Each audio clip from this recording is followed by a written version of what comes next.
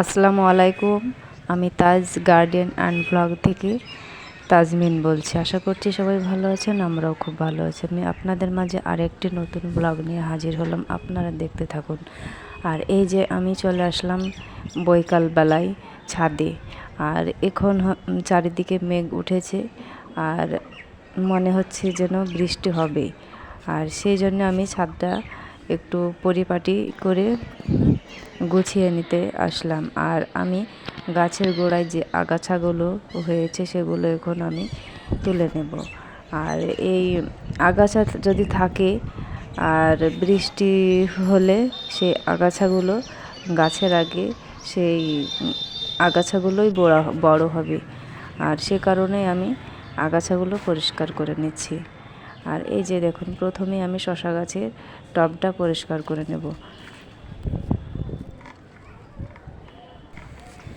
যে যেখান থেকে দেখছেন ভিডিওটি স্কিপ করে দেখবেন না, সম্পূর্ণ দেখে নেবেন। ভালো লাগলে লাইক করবেন, কমেন্ট করে আপনার মতামতটা জানাবেন। আর বেশি ভালো লাগলে সাবস্ক্রাইব করে বন্ধ হয়ে যাবেন।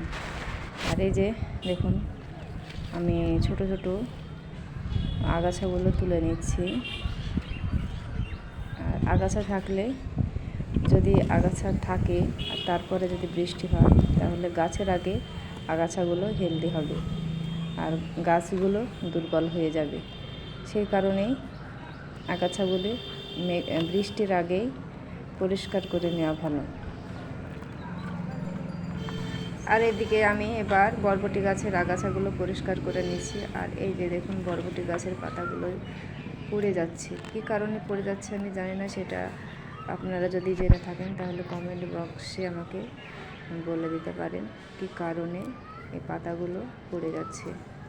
আমি নতুন বাগান করছি, হয়তো আমি সম্পূর্ণ কিছু জানি না, আমি যতটুকু জানি ততটুকুই আপনাদের মাঝে শেয়ার করছি।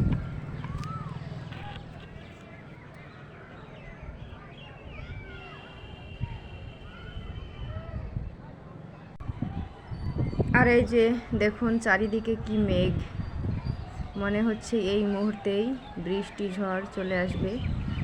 আর আমাকে খুবই তাড়াতাড়ি কাজগুলো সেরে নিতে হবে। হালকা হালকা বাতাসও হচ্ছে। তারপরে চলে আসলাম এই ঝিঙে গাছের গোড়াটা পরিষ্কার করে নিতে। আর এই যে দেখুন, ছোট ছোট কেবল আগাছাগুলো হচ্ছে, এই মুহূর্তে তুলে নিলে আগাছাগুলো বাড়বে না, অল্পের মধ্যেই তুলে নেওয়া হবে।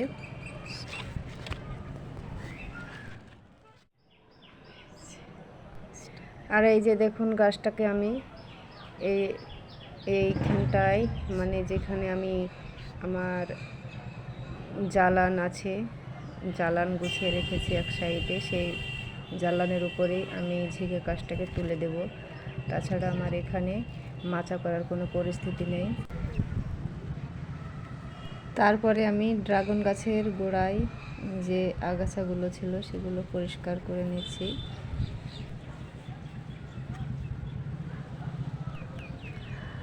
আর আমার ভিডিওতে আপনারা বিভিন্ন রকমের শব্দ শুনতে পাচ্ছেন, পাখির ডাক, গাড়ির শব্দ, রাস্তার ধারে বাড়ি, তাই সবসময় গাড়ির শব্দও শোনা যায়। পরপর এখন প্রতিটি গাছগুলোই আমি গোড়া আগাছা পরিষ্কার করে নিচ্ছি।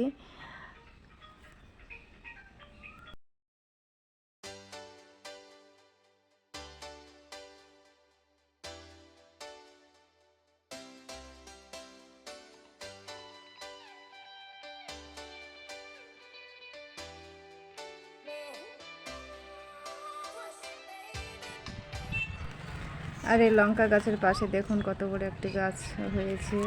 গাছটা চিনতে পারলাম না, তাই তুলে ফেলে দিলাম। সমস্ত গাছের আগাছাগুলো পরিষ্কার করা নেওয়া হয়ে গেছে। আর এখন আমি কয়েকটি গাছের গোড়ায় মাটি আলগা করে নিব। আর এই যে এই গাছটায় যেমন আমি গাছের গোড়ায় মাটিগুলো আলগা করে নিচ্ছি। মাটিতে হাত দিলেই কত সুন্দর নরম হয়ে মাটিগুলো উঠে পড়ছে। আর মাটিগুলো খুব সফট এবং নরম। কয়েকজন আপুকে আমি বলছি যে আপনারা এরকম কমেন্ট করবেন না যা আপনার চ্যানেলে আমার চ্যানেলে ক্ষতি হোক। আপনারা আসছেন, এসে বলছেন যে বন্ধু হয়ে গেলাম, পাশে থেকে গেলাম, পাশে থাকবেন। এসব কমেন্টে আপনারও ক্ষতি, আমারও ক্ষতি। প্লিজ এরকম কমেন্ট করবেন না। আপনারা আসবেন, আমার ভিডিওটি দেখবেন, তখন আমারই মন চাইবে আপনার ভিডিওটা দেখার, আপনার ভিডিওটা যেতে আমারও ইচ্ছা করবে, আমিও যাব, ঠিক সময় হলে চলে যাব। আর প্লিজ আপনারা এভাবে এমন কমেন্ট করবেন না। আর এই যে দেখুন কত সুন্দর ঢ্যাঁড়স হয়েছে।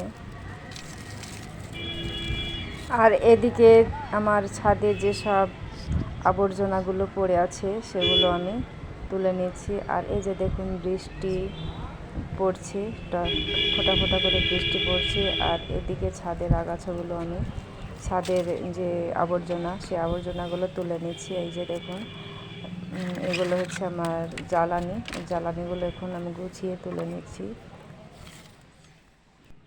গাছের গোড়ায় যে আগাছাগুলো ছিল সেগুলো পরিষ্কার করার সাথে সাথে ছাদটাও পরিষ্কার করে নিলাম। যে খুঁটিনাটি আবর্জনাগুলো পড়েছিল সেগুলোও তুলে নিলাম। আর এই যে দেখুন ঝড় উঠে পড়েছে, বৃষ্টি ঝড় শুরু হয়ে গেছে। এখন চলে যাব নিচে। আর আজকের মতো ভিডিওটি শেষ করলাম। ভালো থাকবেন, সুস্থ থাকবেন। আর কোনো কিছুর কথার মধ্যে কোনো ভুল ত্রুটি থাকলে ক্ষমা করে দেবেন। আল্লাহ হাফিজ।